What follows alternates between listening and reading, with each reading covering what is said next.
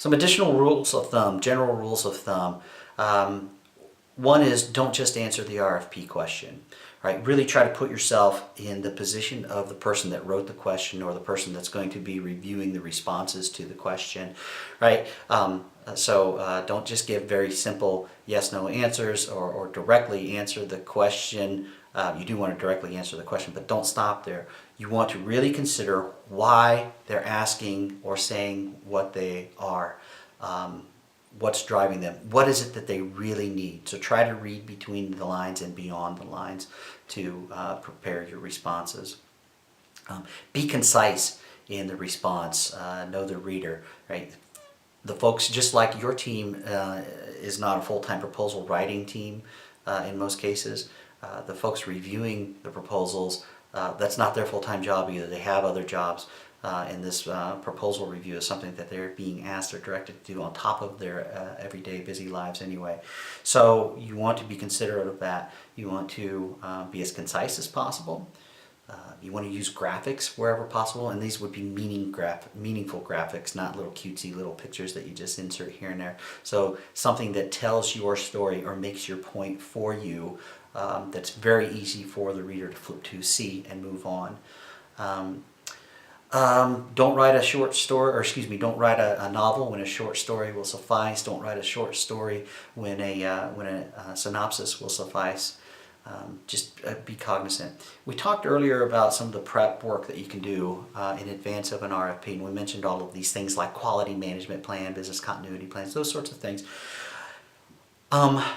It's usually a mistake to embed those things right in the body of the proposal itself. A good practice would be to actually include those things as attachments to your proposal. So you might get a question in an RFP that says something like, briefly describe your disaster recovery processes.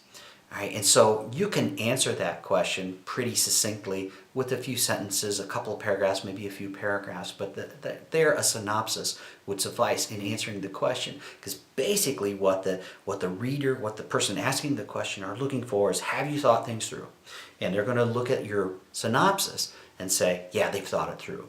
So let's say there's a dozen people that are going to review your proposal.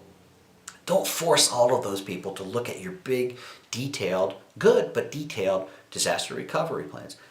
Provide the synopsis so that those people can just look at that and say, yep, they've got it. Now, chances are good that one person out of that crowd is going to care about that detail.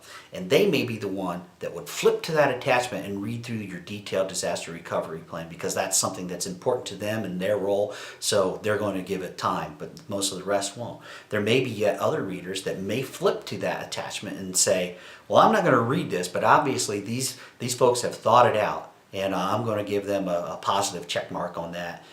So that's where these plans can really become very powerful attachments to your proposal. Maybe not read by even anybody, but just their being there can make big, bold statements. Right. And then finally, ensure again that those win themes and differentiators are consistently used, not just used, but consistently used throughout your writings.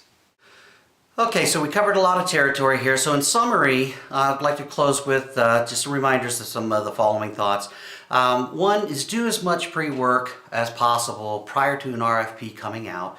You got to know when not to respond to an RFP. Don't waste your time and effort and money in responding to RFPs that you really have no business responding to.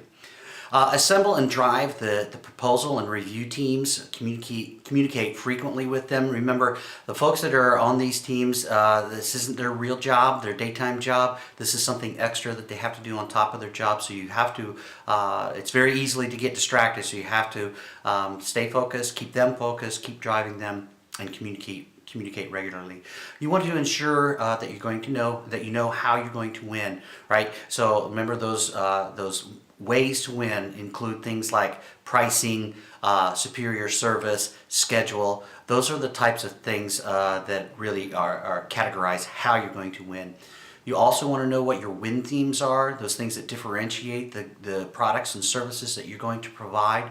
And you want to make sure that the proposal team knows the win themes and that those win themes are strung throughout your proposal. You want to be as concise as possible and as visually appealing as possible. Use graphics where it makes sense to. Don't just be cute with them. Make sure that they're telling a story, painting a picture for the reader.